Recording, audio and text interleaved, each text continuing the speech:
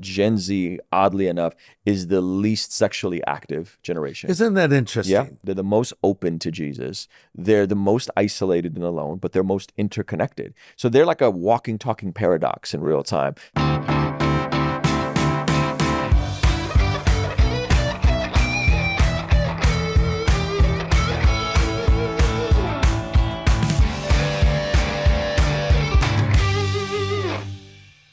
Hey, I'm going to be sitting down with my friend Ruslan. Have you heard of him? He's a Christian YouTuber, he's an author, he's an apologist, and he's also a rapper. But Ruslan has become a significant voice in our culture today, especially among younger people. So Ruslan and I are going to be talking about a lot of things, including all of this controversy and debating online, as well as what he believes are signs of a spiritual awakening among younger people, especially Gen Z. And we're also going to be talking about his brand new book, Godly Ambition.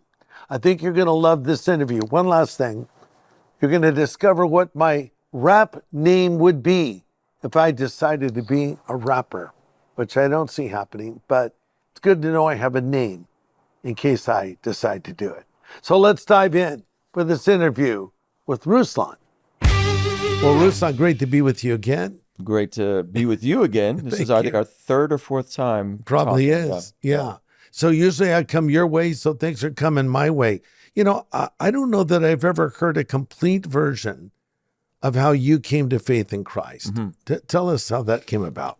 All right. So I'm ethnically Armenian. Yes. My mother is... What if you were Armenian? You'd be an Armenian. Armenian. Yeah. Sometimes I am, depending on the time of the day. It depends on the topic. It upsets my Calvinist friends all the time. Yes. And I originally from the Azerbaijan, which is just east of Armenia. You were born there, you mean? I was born there. My goodness. And I came to the United States because of the pogroms of Baku in the 1980s. There was 500,000 Armenians that were ethnically cleansed from Baku. And we came to the United States, and this is right before the fall of communism, so 1991. Wow. We come here. My mother and my father split up. Communism falls. Her family gets left behind. She goes into a dark spiral of alcoholism and depression and toxic men. I slide in to 90s gangster rap, which I'm not sure how familiar you are with Dr. Dre's The Chronic. Yes. Snoop Doggy Dogg's Doggy Style. Yeah. This is what disciples mean. Yeah. So no father in my life, completely no identity, no understanding, and never hadn't really heard about God or Jesus much. And it all kind of culminates to me getting arrested and getting in trouble and all this crazy stuff. What'd you get arrested for? This was like an episode of World's Dumbest Criminals. I don't know if you've ever seen that show. Yes. We had a gang. Yeah. Air quotes. We had a gang, and we had a gang leader who was this guy in his 20s that was here from Detroit, and it was me, the other refugee family, and one guy. So we had a gang. And he gets arrested. And so our bright idea was that in order to get him bail money, we were going to break in to his girlfriend's other boyfriend's house to get bail money. Wow. We didn't know that a cop lived next door. Oh my goodness. So we're breaking into this house. I'm the smallest one. I'm crawling through How the bathroom old were you at window. this point? I'm 10 or 11 years old. No, you are not. Yeah. You're 11 years old in a gang? Yeah, in a gang, air quotes, in a gang. I'll tell you offline what the name of the gang was. You'll get it. I want to hear. And so I'm in the bathroom window, and we have a lookout that wasn't a great lookout, and the cop next door was off duty, and he takes our lookout, puts him in an arm bar, and tells me to get out and get on the ground. The cops came, and we got arrested. And fully arrested you. Fully arrested. Cuffed you, everything. In cuffs in the back of a police car. My poor mom gets off work. She's working nights at this point at a casino. She has to come and get me out of this. And they took me in. They separated us in different rooms, and I knew right away I am not about that life. Like, I'm a scrawny Russian Armenian kid.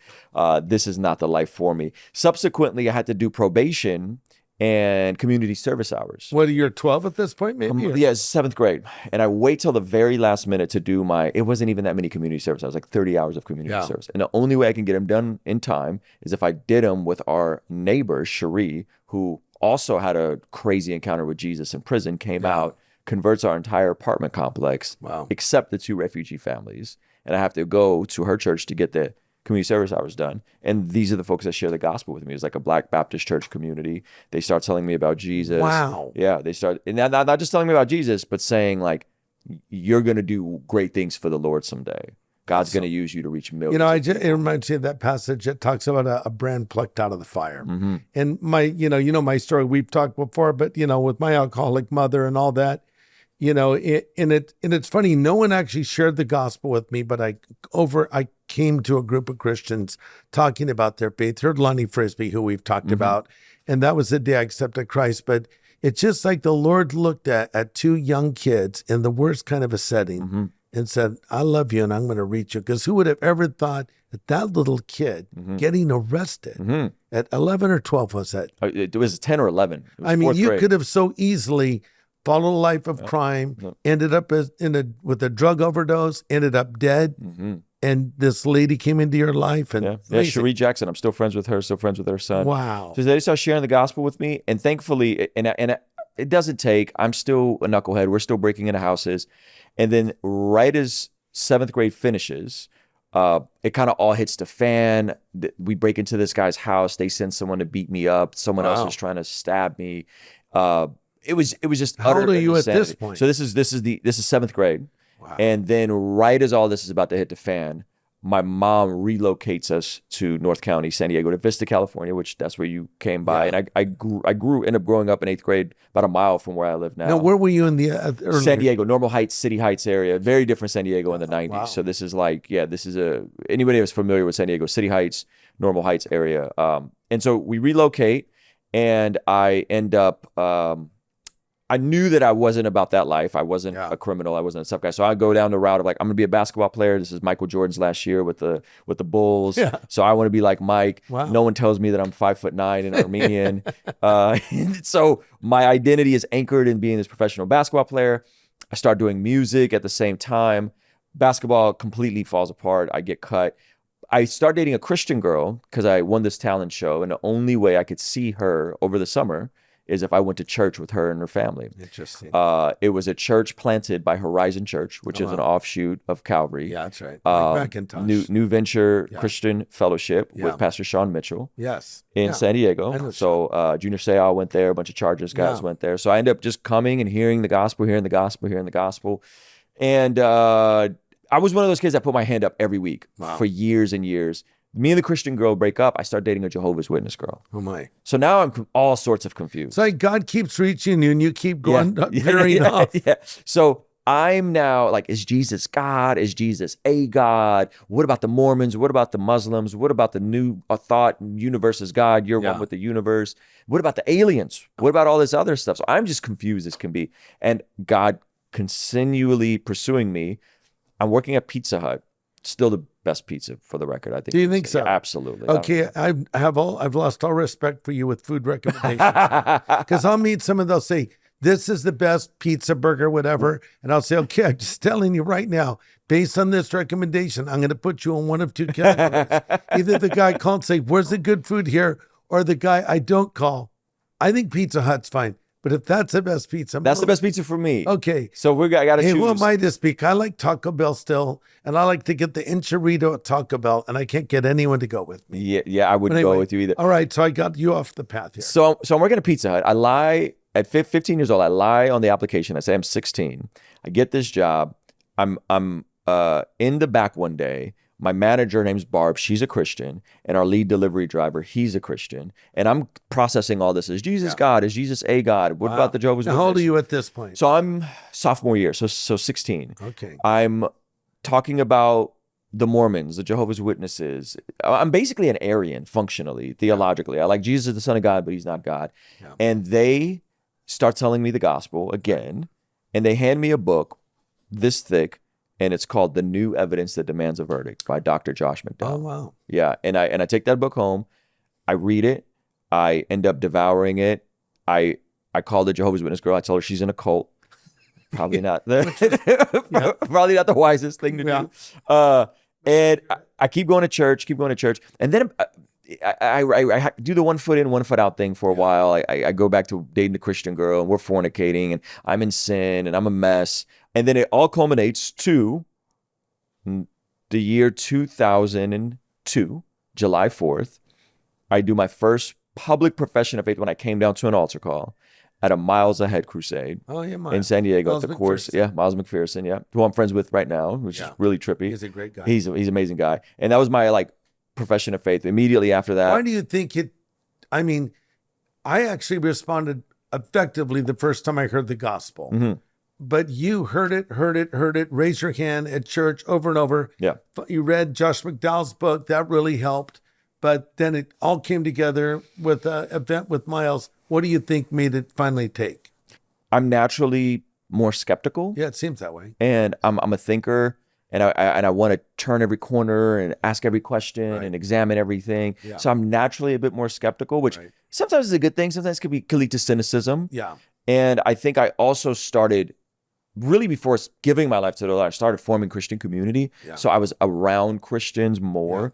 Yeah. And so that became the, I think the segue is like I needed fertile ground to plant myself in. It seems to me like not only was the Lord preparing you to bring you to himself, but he was preparing you for what he was calling you to do. Yeah. Because you come from this crazy environment and God gets hold of you.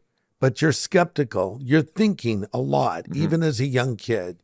And now here you are still, how old are you today? So I'm 41. Okay, so you're 41 years old. But God's using you to be a voice to a younger generation. I think to an older generation too. Helping an older generation understand a younger generation. But at the same time, having a real heart to reach culture and to tackle subjects maybe others would not want to tackle, and you're not afraid to. So it seems like God was preparing you from the beginning for what you're doing right now. Yeah, I would think so, because immediately after getting saved, or like really surrendering my life, I was already going to church, but fully surrendering my life after that, I end up starting a Bible study. We start doing open mic night. So we do an open mic, we'd rap, we'd do poetry. Yeah, I left out the part where you were like, you had a rapping, you had a career as a rapper. Yeah, I had a rapping career. And what was your name? This is my name, Ruslan. Yeah. There's KD though. KD we added after the fact for like YouTube. If I became a rapper, what would my name be? Greg Jeezy. Greg Jeezy. Greg Jeezy. I like that. I'm going to start using that. Yeah, that's a good one. Okay. So thank you for that. Yeah. I've never been given a rap name. Yeah. Well, you're very creative. Yeah. You're very creative. So I started Bible study right after open mic. I bring Pizza Hut pizza. Back to the pizza. So we'd have pizza left over on the oven every everyone day. loves pizza though. And I'd grab a box of those leftover pizzas that were mess ups, throw a Bible study / open mic, and then we ended up having 80, 90, 100 kids every Thursday that would show up, and we would. Did you ever feel a call in becoming a pastor yourself? So I no, because I understood the role of a local shepherd and the weight that carried, and I knew my matter of factness, the way I talk. I'm not the most gentle with the shepherding aspect. So people would come to me and be like, "Man, I'm sleeping with my girlfriend," and I'd just be like, "Stop." Stop! Don't do that no more. I don't know that's not being a good shepherd. Well, they would need to be coddled. Yeah. They would need to be encouraged, and they need to be pathologized. And I just cut it out. So but I was doing functional ministry in a local context, and that Bible study evolved, and it became an open mic ministry, and we get a couple hundred people, and then we started doing concerts. Are you still doing that? No, I stopped that around about 10 years ago. That evolved into a men's group. Yeah. So we do this men's group. And the men, we would get men in the church, and they would want to be committed. And so we'd say, hey, if you're going to commit to this, you got to come for 16 weeks. We do the Bible in a year. And they would come in with all their fears and all their stress. And I heard this, and I read this, and Alex Jones and this thing. And so we would have to kind of detangle whatever anxieties they had to then segue into the scriptures. And that's functionally what I do on YouTube now, is I'm trying to take the things that people are nervous about and anxious about within culture, trending events, news, and trying to segue them back into what the scriptures teach. And you've just written a book. Yes. Is this your first book? First book, yeah. And it's called Godly Ambition. Godly Ambition. I think people often think, oh, no, don't be ambitious. Be humble. So tell me what godly ambition is. So the word ambition is one of those interesting words where I did a New Testament dive on that word. And there's a forbidding of selfish ambition. And I discovered that word where selfish ambition, the Greek is aletheia. It is a clobbering. It is a getting your way by any means necessary. But then I discovered that there's a positive sense of the word ambition that's used 3 times, not 2 times. Interesting. And Paul is writing this church in Thessalonica. Yeah. They're doing well, but there's persecution, and they're worried, and they're anxious, and they're stressed out, and they're asking them all the eschatology questions, all the end times questions. And they're ready for Jesus to come back. But they're so ready for Jesus to come back, they're kind of letting their life go. They're kind of punting it. And Paul has to write to them twice and stir some godly ambition in them because they're so consumed with the persecution and all the craziness. So Paul in 1 Thessalonians 4, 10, 11, he tells them, and make it your ambition. He talks about, man, you guys are doing good for the church of Macedonia. I need you to do more. It sounded like the church in Thessalonica was prosperous, like they had the ability to do well, and the church of Macedonia was going through famine. So Paul is like, you guys can step up and be a blessing to these other churches in your region. I need you to do more and more. I know you love Macedonia. I need you to do more. Make it your ambition to lead a quiet life. And people say quiet life, and they think, I'm not supposed to say anything. I'm supposed to be quiet. No. Paul wasn't quiet. Paul was very bold, very loud. True. He was telling them, don't be hysterical about all the craziness. Don't be one of these busybodies. That's what he calls them in 2 Thessalonians, right? So he says, make it your ambition to live a quiet life. Work with your own hands so that you may not be dependent on anybody, so that your daily life may win the respect of outsiders. And the more and more I thought about that, I said, man, is that not a word for this generation? You have a lot of people that are hysterical, they're confused, they're scared, they're nervous. What about this? What about the uncertainty of economy? What about housing prices? All the boomers bought up all the houses and got their 2% interest rates, and they don't want to sell it. I'll never be able to buy a house. And then Jesus is coming. Everything's going to hell in a handbasket. What about Islam? And what about this? And these are legitimate concerns. But we're called to make it our ambition to lead a quiet life, working with our own hands, minding our own business, so that our daily life may win the respect of outsiders. That's kind of what anchored that verse. Paul used that same word. It's phileo timome. He uses it 2 other words. He says, I make it my ambition to preach the gospel where others haven't. And then he says, I make it my ambition to do what pleases God. And so that's the 3 times that word is used. Funny enough, the Thessalonians didn't get it. He had to write them again in 2 Thessalonians and say, I'm hearing you guys are idle. Don't sit with a believer and have food with a believer. That's idle. He's disruptive. He's a busybody. And then he goes on to drop the bomb. A man who ought not work, ought not eat. Right? Which we have 7 million men right now that have completely checked out of the labor force. Able-bodied men that can work, checked out of the labor force. Who's taking care of these guys? Whose couches are they sleeping on? Right? And so it really was stirring that and saying, man, I have some insight. I've solved some problems in my own life with regards to this. And coming from a single parent home, how can I kind of give men some frameworks that ultimately anchors them in the gospel? That's the biggest compliment I get when people read the book is like, this is so enriched with scripture, but it's very practical, and it's giving people a framework to figure out your purpose, your calling. I loved when I was at Harvest, you guys have the know God and make him known everywhere, right? And I say every Christian's purpose is the same, to know God and make him known. Now your assignment in your season is going to be different. And then your calling is discovered through being faithful to the current thing that's in front of you, through stewarding that well.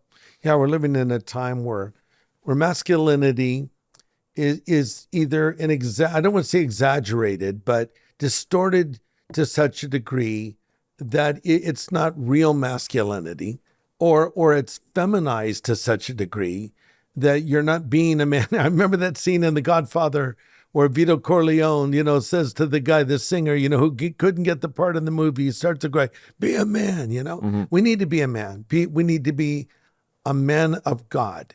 What is a man of God? What does it mean? Like if someone is listening to this, they're young, maybe they didn't have a male role model growing up, or a good one at least. What would you say to them about being a godly man today? Yeah, I would say there's 3 pillars that I point men to. The first one is participate in the priesthood of all believers. So we're called to be priests in terms of the priesthood of all believers. And I believe as men, we're called to be priests and pastors of our home.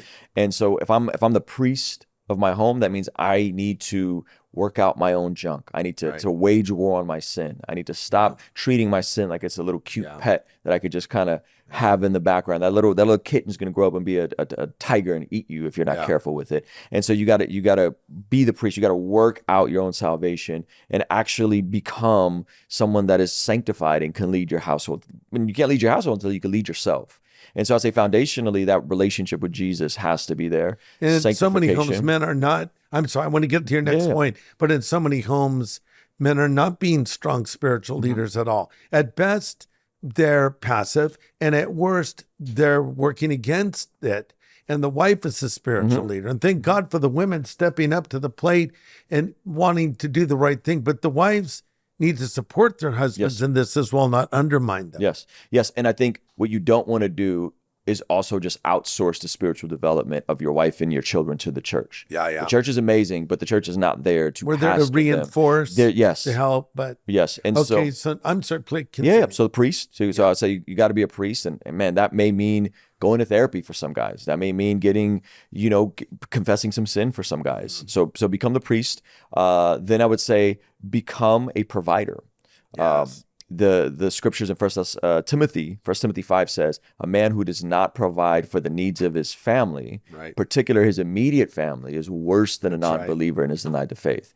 Interesting part about that chapter is that's actually in the context of caring for widows in the church. And so Paul is basically saying, hey, like, the church is not a welfare office where we're just going to do whatever we can for everybody. He's saying, no. You have a hierarchy of first caring for your own family, particularly your extended family, then your immediate family, and then the church is to care for widows who can't care for themselves. And that whole chapter is brilliant. So I would say, being a provider, can you provide for a woman? Can you provide for your kids? And I know that's difficult. We're in Southern California, so that could be difficult. I hear every excuse, the cost of living, the inflation, so on and so forth. Here's what the data shows. Forbes woman did an article several years ago, and they found out that 85% of working women, not Christian women, not conservative women, working women, are aspiring and preferring for a season when they have little kids to stay home and be moms. Wow. 85% of working women. Another study during COVID, they found out that 70% of working women with kids 18 and younger would have preferred to stay home and raise their kids had they been given the opportunity to. So I'm not saying every woman can't work outside the home or can't. Women have different giftings and entrepreneur gifts and all that. But generally speaking, most women prefer a season to stay home and be with the little ones. And I think men need to be thinking about that. Like, generally speaking, your wife is pushing.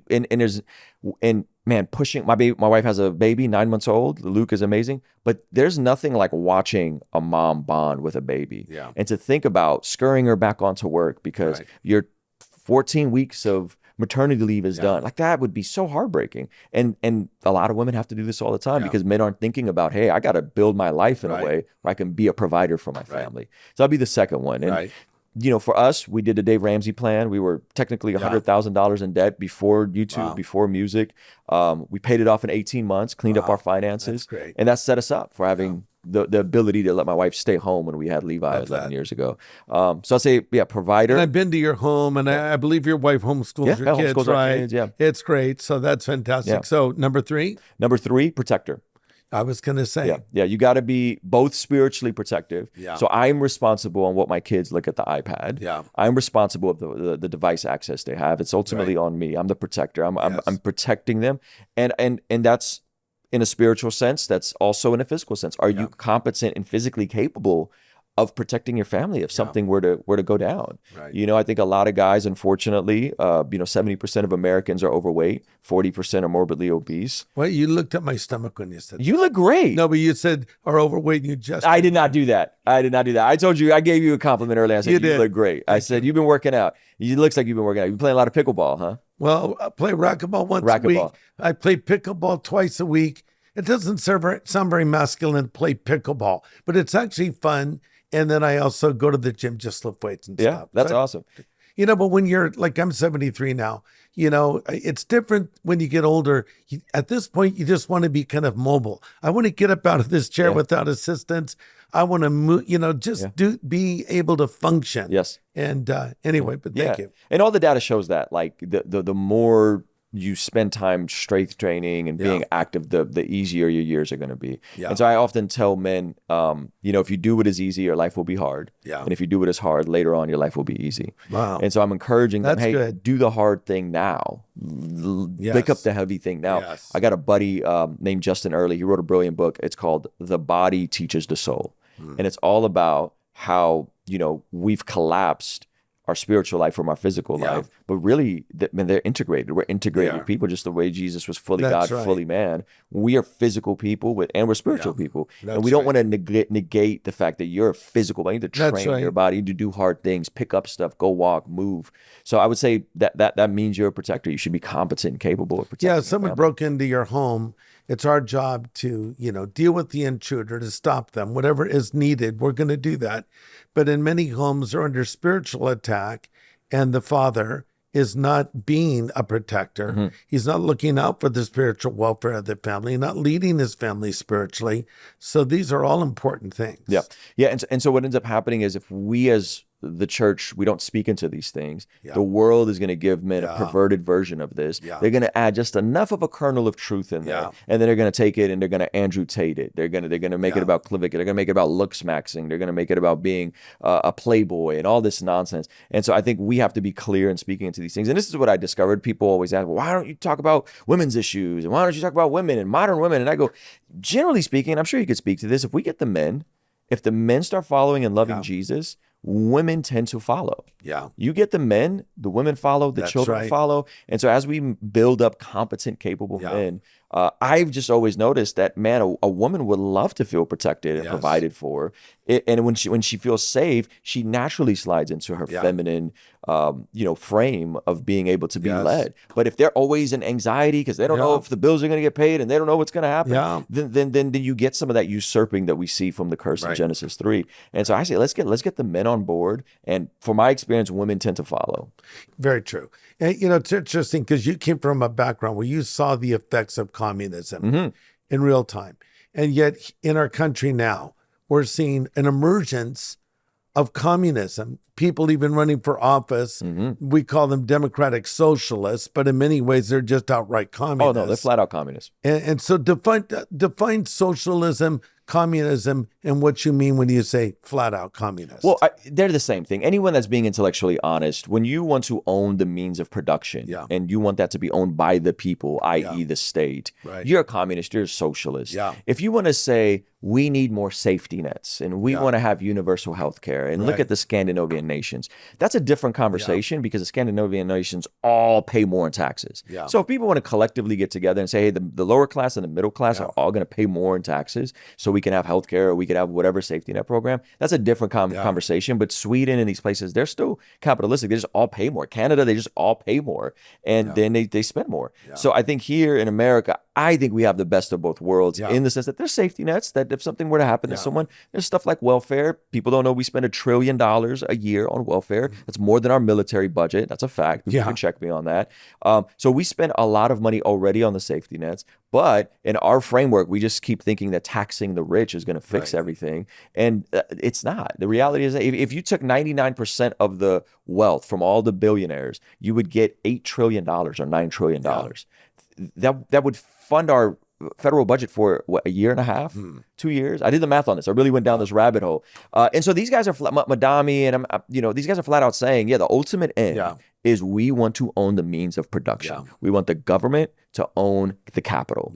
And we don't want private citizens to own capital. And that never goes well. That always falls apart. And we saw it happen in the Soviet Union. You see it in nation after nation. Well, there's no example of it working ever anywhere. Yep. And it's resulted in the deaths of literally millions and millions of people. Yep. And the way Christians are treated under these systems. Always. The way Christians were treated in the Soviet Union. I feel like every week I meet another Slavic Christian. And my dad was in prison for 10 years for being a Christian back in the Soviet Union. My uncle, it's awful. So a lot of this is amplified and spread online. And so you have your podcast and you're out there making a difference. And so let's talk a little bit about that and kind of focus a little bit on Gen Z. They've been described by some as the hopeless generation. 72% of them now are using AI companions instead of human interaction. They're literally going to chat or Claude or whatever, and they're asking questions they should be asking of God and asking at church with biblical response. So there's people who are older who maybe are perplexed by this generation, Gen Z. Like, I'll put myself in the position, okay, as an older person, a boomer, what do I need to know about Gen Z, about what I can do to help them? Yeah, I think for starters, Gen Z is the most Jesus curious generation as well. Why do you say that? Well, the data shows that almost half of Gen Z is Jesus curious and Jesus open. That doesn't mean they're Christian. Would you contrast that to Gen X, which would be different? Was more secular. Yeah, Gen X was way more secular. Do you feel like they kind of feel like they got left out, the boomers, and then it went to Gen Z and like, hey, what about us? Yeah. Well, the interesting thing, I went down I went deep on this, and I found out that Gen Z, oddly enough, is the least sexually active generation. Isn't that interesting? Yeah, least sexually. The most sexually active generation was Gen Xers and boomers. Yeah, for all the free love stuff and the hippie stuff, and that. So they're the least sexually active. They're the most open to Jesus. They're the most isolated and alone, but they're most interconnected. So they're like a walking, talking paradox in real time. They're very confused. They're very anxious. They're very stressed out. And I think what is difficult in terms of dealing with them is they start thinking that their struggles are unique to them. And they forget that every generation has had a unique struggle. And so you think of the millennials. I got married in 2008, right as the housing market and economy fell apart. And it was very difficult, just finding a part-time job. So every generation has unique challenges. They're going to deal with a bit more inflation, unfortunately, and all the supply chain issues with COVID. They're senior, junior years of high school, freshman years of college, they were locked down. So they feel like they were robbed of some stuff, and they were, considering that, I think we locked down too hard and overdid it. And so there's a lot of frustration and disorientation. And I think they're also not the most equipped with processing information well. So they're very on to the next thing. So right now, Israel bad. So now they're on that train. Then, before that it was BLM and police are bad. And before that, so it's like they kind of move on from thing to thing, and they want to change the world, but they don't want to change their world. So they're not thinking about what's in front of me right now that I can influence. They want to think about what's happening 3,000 miles away. They want to think about this action over here. And so they end up kind of missing what's right in front of them. And so what I'm trying to do is say, hey guys, like, there's a lot of stuff you can't control. We can't the family we were born into, the year we were born, where we live. We can't control some, but you can control what's in front of you. That's right. Let's work on what we control and doing those inputs. And I think they need, like, every Gen Z person needs a good boomer in their life. They need someone in their life to remind them that you're not that unique. You're not that special. And let me tell you something. You think it's hard to buy a house? How about when interest rates were 15% or whatever they were in the 70s and the 80s, right? You think it's difficult now? How about when we had the gas shortage in the 70s and all these things? Like, we don't remember these things as millennials because we didn't live through these things, but you guys have gone through some serious things, wars and crazy events. And so I think they need someone that's older, that's a boomer, that can sit there and, like, you're not that unique. Like, there's always uncertainty. There's always chaos. That's actually the natural state of the world. It's chaos. Like, you're in a westernized American bubble where everything is orderly and there's laws. No. The natural state of the world is chaos. And so I'm always encouraging a lot of the Gen Z, like, get you a good boomer in your life. Get someone that you could just sit with and talk to. I love that. When I first came to Christ, I never had a father figure, or for that matter, a mother figure. So when I became a believer, I wanted to meet godly older people. And it's funny, I didn't hang around people my age, but I like to hang around older people more because I thought I have to figure these things out. I don't even know how to function really in a practical way. Pastor Chuck Smith was a father figure for me. Later, I had the privilege of getting to know Billy Graham, a father type figure. Others in my life that were very important, other godly women too, that I could talk to and ask questions. Chuck had a wife. They're both in heaven now, but her name is Kay. I'd talk to her about things. And I had my aunt, my mother's sister, who helped me a lot. But it's so important, and it's so great for the older folks to have a place to share the things they've learned. And I've also compared it to older believers and new believers. Older believers need new believers in their life to energize them, and new believers need older believers in their life to stabilize them. Yeah, that's good. So it's kind of the same principle, but over in the spiritual world a little bit. How old were you in your early 20s as you're coming to faith, teens, early 20s, and how old was Chuck at that time? Oh my, good question. I came to Christ at 17. I started to get to know him at 18. He would have been in his early 40s at that point. Okay. Which now sounds young to me. Uh-huh. But he seemed so much older. And he was already married with a family, he had married, kids. He had kids. Okay. And so he was, I learned kind of a work ethic from Chuck too. Yeah. Because I had to learn how to provide for myself, to take care of myself, because sometimes my mom wouldn't come home at night. So I had to scrounge money up. I had to feed myself, get myself ready for school, etc. Yeah. So, but God used those things later in my life, as I think he's used your upbringing as well. Yeah. And, he can bring beauty out of ashes, as the Bible says, and even cause all things to work together for good, for his glory. So, yeah. But looking for advice from older people, and I would always ask them lots of questions. Mm-hmm. But older folks can learn from younger people too, don't you think? Absolutely. And I think for starters, older folks need to know that you don't need to be intimidated by these guys. Yeah. They come off standoffish. They're too cool for school. Yeah. But the moment you spend a little bit of time and those facades come down, they want to be known. Yeah. They want to be known. They want to have time. A lot of these folks, they just want time. They don't need you to have the house perfect. Yeah. They don't need you to make a fancy dinner. Yeah. Just open up your home. And we have, an influx right now of Gen Z coming to faith, especially young Gen Z, men that are Gen Z that are coming to faith. Yes.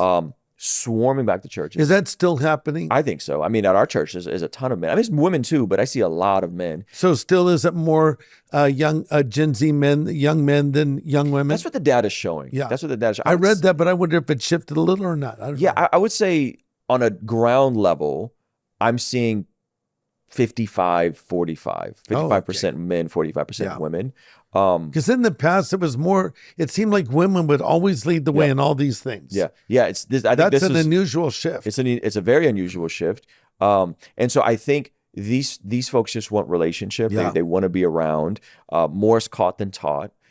And you don't got to get the house perfect. You don't got to make a perfect meal for them. Just invite them over when you're doing yard work. Invite them over when you're running errands. Invite them over to take them on a walk. They appreciate those simple things. And I think it's the proximity that matters. Yes. And I would bet that in the same way, Pastor Chuck wasn't intimidated by a bunch of young hippies and all these folks around. I would say that we need some of that fearlessness from the boomers to say, well, I'm not afraid of you guys. Whatever. Okay, so you got TikTok brain. You got a short attention span. Yeah. Okay, come over. And so now we got these young folks, and you got boomers who have homes and spaces for them to gather. That's another thing, is like the death of the third space. What is the third space in between home and school? And a lot of them are coming from dysfunctional homes, so they don't want to be at home. Right. And so opening up the home to just say, come on over, come hang out. I love that. Yeah. So that's something anybody could do. Any Christian listening to this could open their home, and when they have dinner, they could invite some younger people over and just say, hey, let's hang out. Someone did that for me after I became a Christian. A guy named Mark said, hey, come over to my house for dinner. And I'd never been with a Christian family before. I'd never said grace before a meal. And so we had the meal, and then afterwards we had a little Bible study. We'd talk about the Bible. And it was just revelatory to me. This is what I'd been looking for. This is what I'd been wanting. And so I came to Christ during a spiritual awakening. We've talked about it a lot, the Jesus Revolution. They made a movie out of it. Are you seeing signs of what could be another revival among Gen Z right now? I am on the ground in terms of our church has doubled. You've met my pastor, Pastor Jeff Moore. Yeah. So within the last 18 months, our church has doubled in size. I just spoke at College Ave Church. They've doubled. Wow. And so I'm hearing a lot of churches doubling, tripling really quickly. So I do think there seems to be a shift happening. And I think that is a beautiful thing. Can you identify, because you travel around, you speak in different churches, I've noticed this type of church is doubling and tripling, and this other type of church isn't. Oh, that's a great question. Okay, so I would say the church, this is what makes Gen Z unique, is they want substance. They want to go deep. So define that. They want to know what the Greek says. Wow. They want to know about the manuscripts. Yeah. They want to know about church history. Yeah. They want to know and be informed. And so they want to go deep. So the churches that are exploding right now, again, Pastor Chris Hilkin, College Ave Church, right in SDSU, he's preaching an hour hard. Wow. There's not always an opening illustration. There's not a story. There's not a funny story. I think he's just, all right, guys, we're in Colossians chapter 4, turn your Bibles, boom. I just went to see Pastor Joby Martin out at 1122, one of the, I want to say top 20 churches in America right now, over 30,000, 35,000 people on a Sunday, taking them through the Gospel of Matthew, verse by verse. Hey, guys, Matthew, boom. And he's taking them through Matthew. At Rhythm Church, we just finished Joshua. Before that, we spent a year in Acts. So I would say they're preaching the scriptures. They're preaching the text. These churches are going along. They're like 45 minutes minimal. They're going sometimes an hour. They're going deep. And there is some sort of applicable step. What can you do? Step in, serve, contribute. Don't just be a consumer. Don't just sit and take. No, step in and do something with the faith. So those are some of the identity markers that I'm noticing. Anything else? Like, would the styles of worship vary? Would they tend to be more contemporary? Because sometimes you hear, oh, young people are attracted now more to tradition or to a liturgy or to something else. And to me, a lot of times it's action, reaction. So like, the generation before us, very formal, traditional church. So boomers, we had the hippie thing. Okay. And we invented effectively contemporary Christian music, electric guitars, drums. But then when you're a kid and you're raised in that, now that's the norm. So, we think it's cutting edge. So look how cutting edge we are. We have electric guitars and maybe they think, well, we don't think that's cool. And then they react. And then they get older and then their kids, they react. So it's all these actions, reactions. Old things become new. Don't they? So absolutely. So that's great for AV budgets at churches.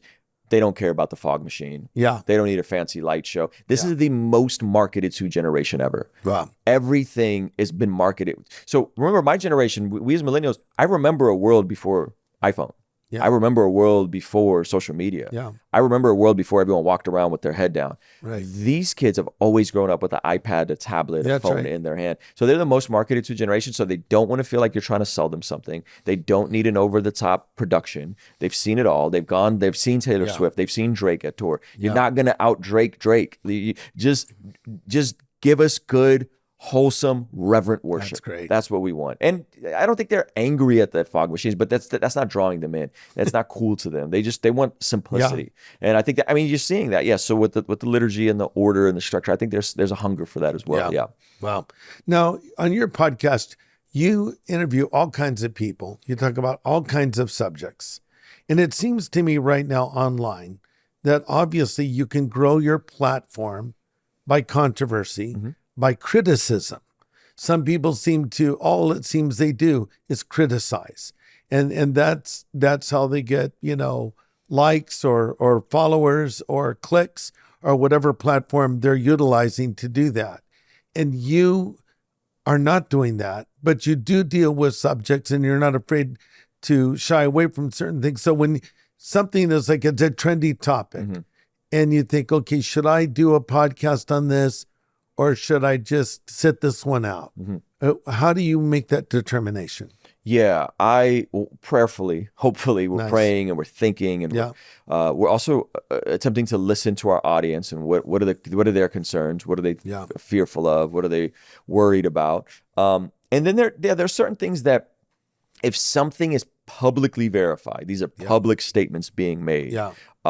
I think public statements open up public responses.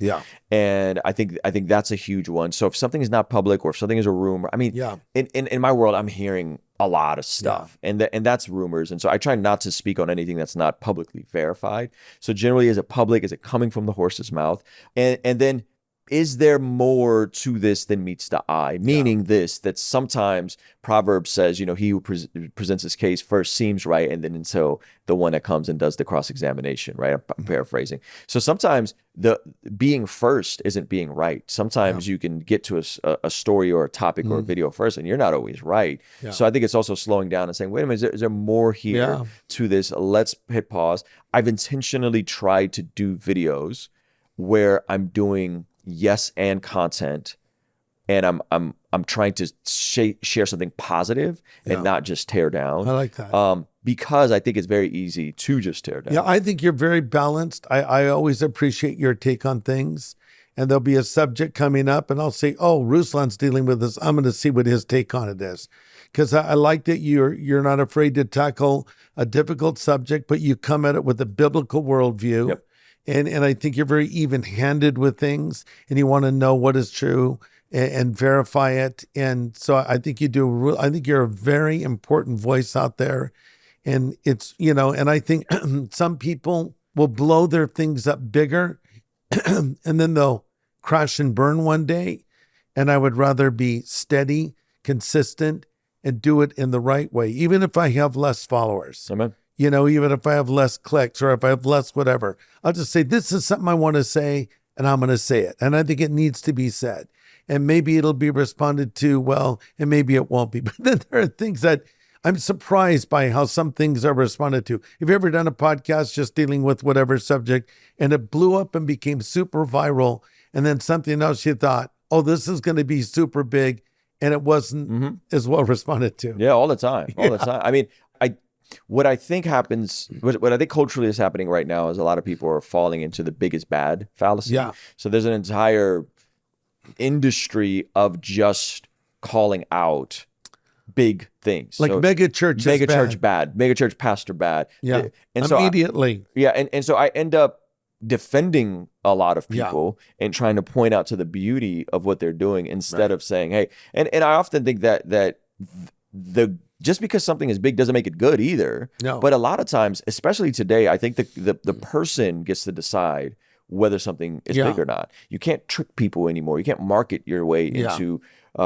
effectiveness. You actually have to have the substance because they'll just move on to the next thing. Yeah. And so now what we're seeing a lot of good men, a lot of good pastors that are being attacked for silly reasons. Yeah. And we're not really processing why are we upset about this? Yes. And so I'll go in and say, okay, well, is this a black or white issue, or is this a personal conviction? Right. And let's deal with that. And so I think that's the heart of what I'm trying to do. That's good. Yeah. Yeah. It's weird because most, I've pastored for over 50 years.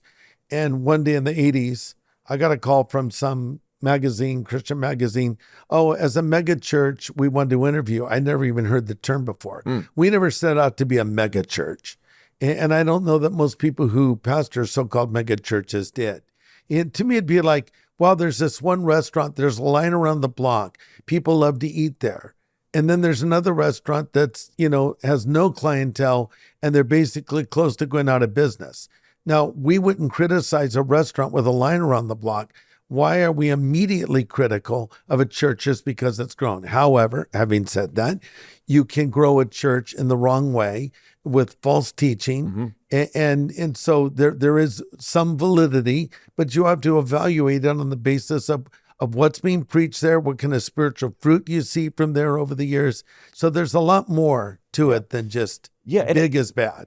And is the teaching bringing harm to people? Yeah. Because there are teachers and teachings that I'm not mad at the teacher per se, but the culture they're exporting is actually now infiltrating our church. And now I'm having to deal with fill in the blank, whether it's hyper deliverance and everything is a demon now. And so now we gotta walk you through what it means to be saved. And so it's like, we have to deal with these things on the ground, or, the hyper charismaniac, God told me everything is a prophecy. And so when I see these things being exported, this hurts people on the ground. Yeah. And those things do need to be addressed, and they do need to be not to attack people, but to correct bad teaching. I mean, this is a whole new medium now where anyone can effectively have a voice. So it's good because anyone can have a voice. It's bad because anyone can have a voice.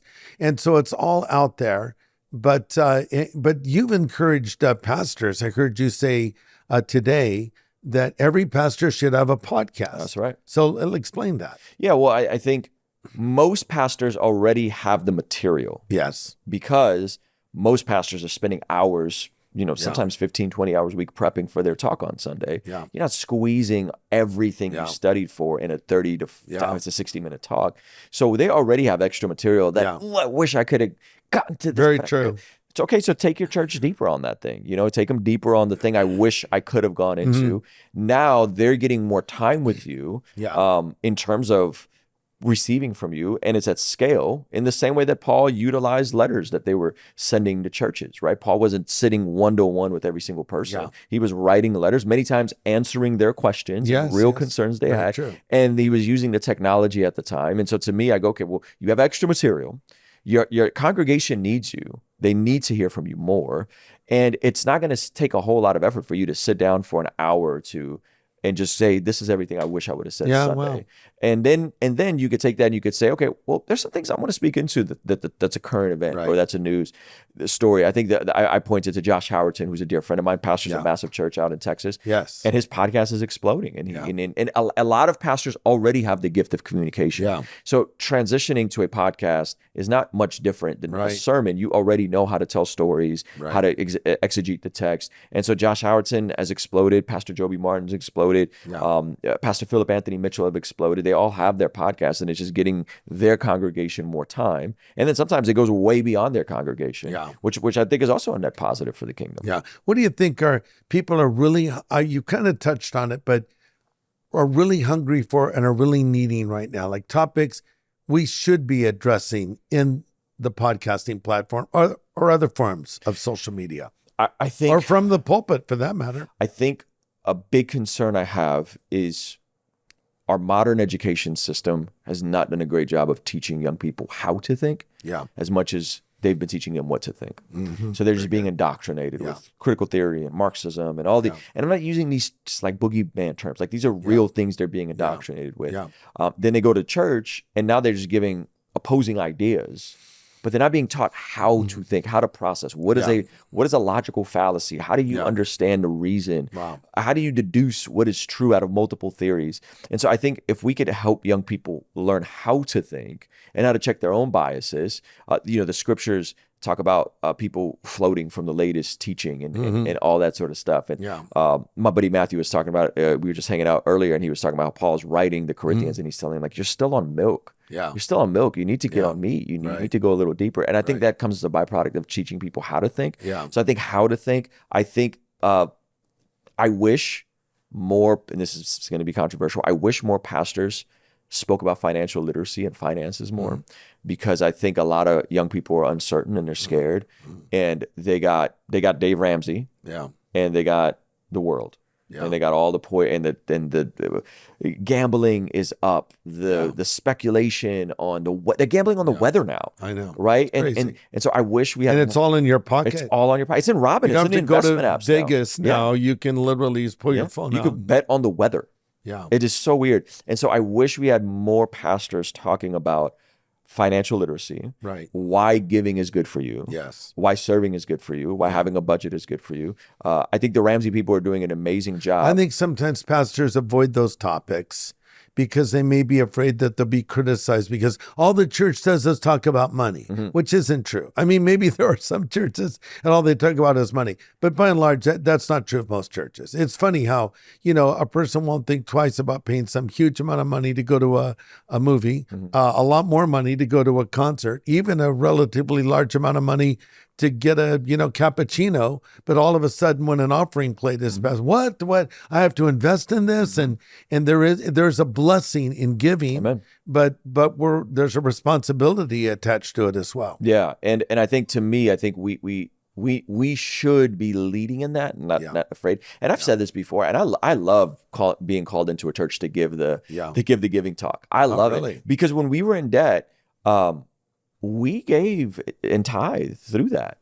Consistently. We gave 10% while we were getting out of debt. Wow. And it's the best thing we could have done. And then people argue, and is it an Old Testament law for the New Testament? Yes. Like, most of you aren't giving anything. That's the point. I never hear people. It's entry level. I never hear people that are giving 20% or 30% of their income want to argue about if it's a law or if it's off the net or the gross. It's always the people that don't give anything. Right. They got a lot of opinions. And so to me, we've always given 10%. I don't think it's a law in the sense that I don't think it's a law like the Sabbath is a law, but I think it's a great principle to take rest every week. And in the same way, I think it's a great principle to give at least 10% of your income. And there's something that happens when I release my money. And so I wish more pastors talked about financial literacy, living on a budget, living on less than what you make, avoiding debt, avoiding gambling, having a plan for your future. And I think it's necessary. I think it's needed. Yeah. So let's just say, I remember when Twitter first came out, now called X, and it was controversial. Let's at a pastor's conference, and there were literally some of these older guys were like, I don't know, we shouldn't go on Twitter. Should we go on Twitter? I'm like, Twitter's like, it's like a microphone hooked up to two speakers. Should I speak into the microphone? Of course you should. Let's imagine for a moment you're going up to a microphone and you're speaking to an audience of 1 million Gen Z kids, and you've got maybe 2 or 3 minutes. Like, what do you want to say to them? Man, I'd want to say, one, the very best thing you can do is to surrender your life to the Lordship of Jesus. Right. Explain what that means. Well, I think a lot of people want Jesus as their savior, as their friend, as their homeboy, as their buddy, as their pal, as their sidekick. They don't want Jesus as Lord. Remember when that hat, Jesus is my homeboy, that was popular? Yeah, so they need to know about knowing him as Savior and Lord. And if someone's Lord, if someone's king over my life, that means that king has dominion. Yeah. And the paradoxical part is when I live by the king's ways, it's actually in my best interest. Yeah. And God's ways are good for me. Yeah. And so I always encourage people, if you want God's will for your life, if you want God's goodness for your life, you have to get aligned with God's ways for your life.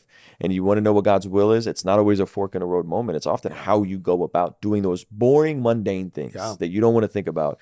But if you can extract God's ways for your life, you'll always be in God's will. How do we get to God's ways? We get in God's word. So I think that's one of the best things you could do is get in God's word.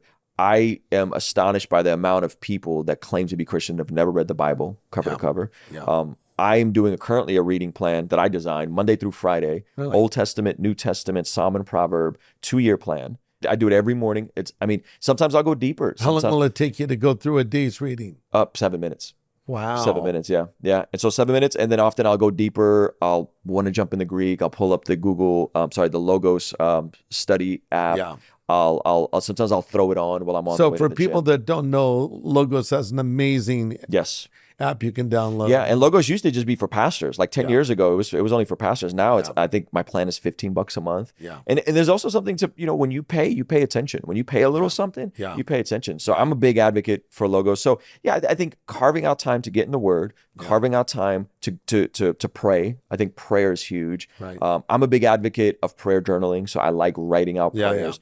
Nice. We forget, and we need to be reminded often way more than we need to be taught. Of the faithfulness of the Lord. Of the faithfulness of the Lord. How he's already answered your prayers. How he already answered your prayers. Yeah. So I love prayer journaling, starting with praise reports, then praying for other people. That's right. Then praying for yourself, and that's where you would confess some sins, and then reflecting on what God is doing and teaching you through the word. Yeah. And then I would say, lastly, become useful. Yeah. Become useful. Become useful to your current employer.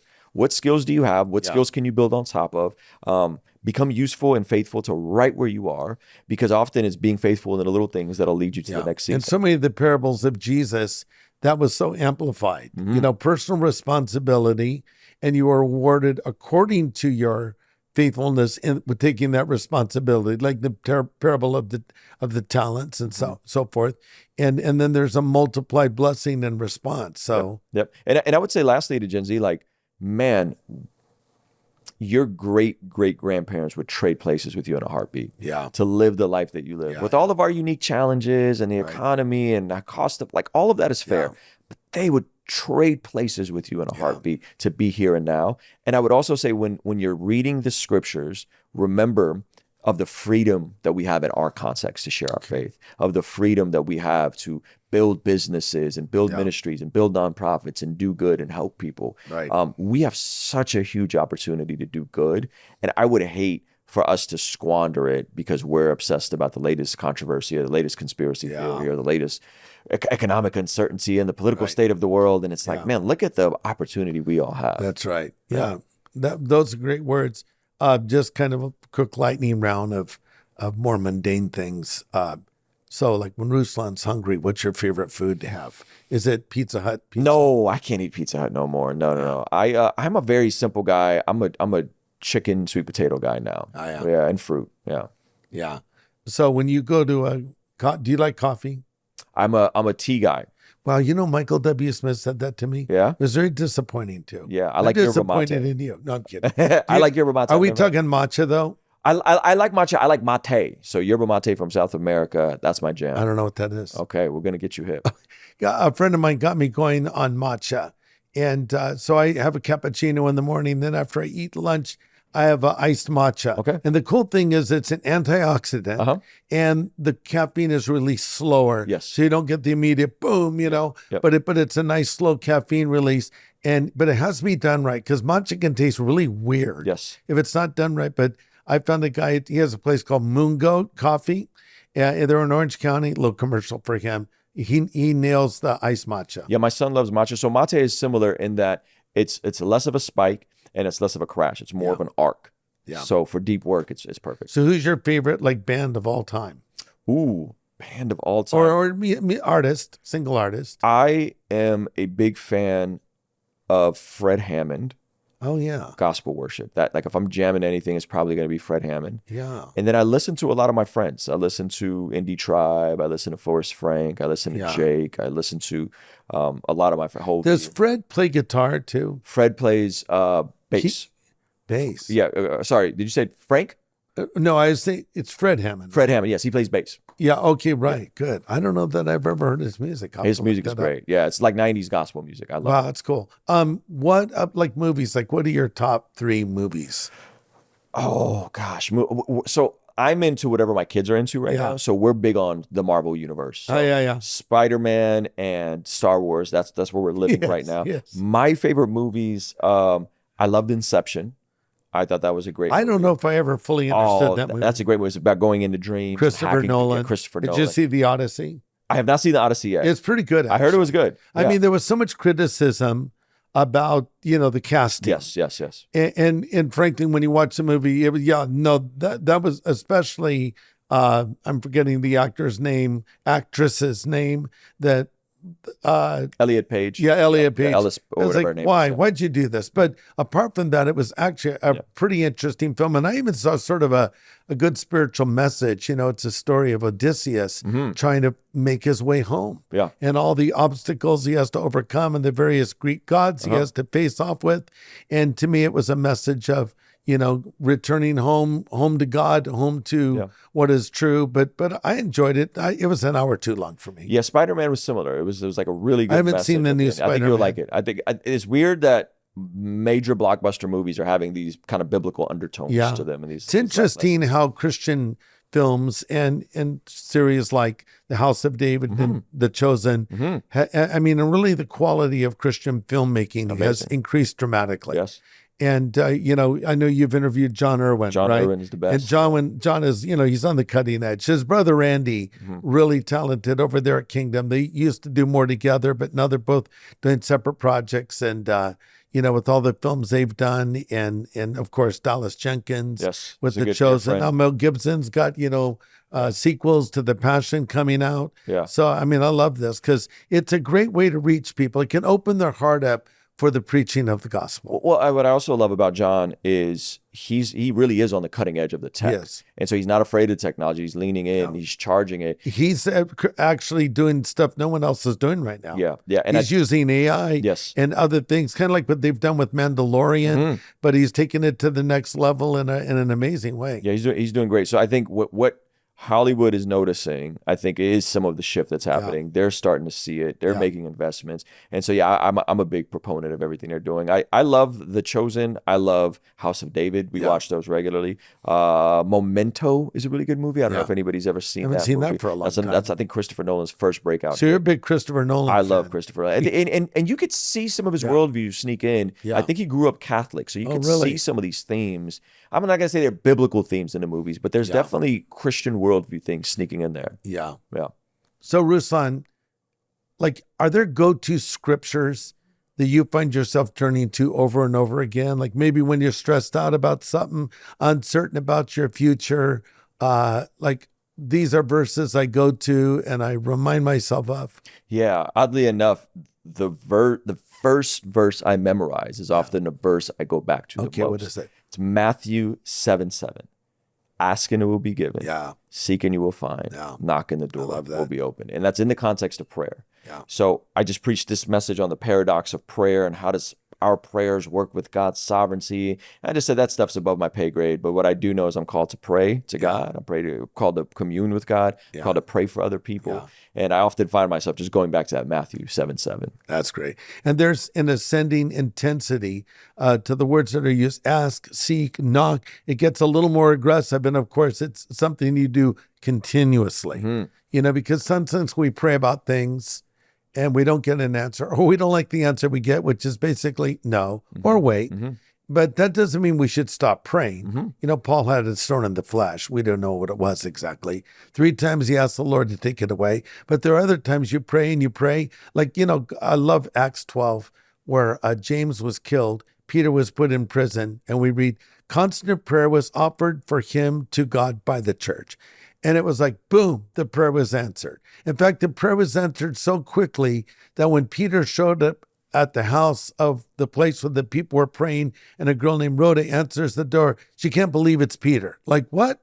So sometimes the Lord will take his sweet time because he has his timing. And other times, boom, just you have not because you ask not. That's right. And then James talks about sometimes we ask with bad motives. That's true. So the motives of the heart, I think, is huge. So the motives, the prayer, the asking. And then I love this quote. They quote it to Augustine. I don't think it's an Augustine quote, but it's pray like it all depends on God and work like it all depends on you. And so I think when we're waiting, usually there's some work that we need to be doing in the process. That's true. That's okay. Well, thanks so much for your time. It's great being with you. Pastor Greg, thank you so much. This is a huge blessing. Thanks. Hey, thanks for joining me today. Subscribe to my YouTube channel, follow me on social media, and be sure to download the Harvest Plus app, where you will find exclusive content just for you. See you next time.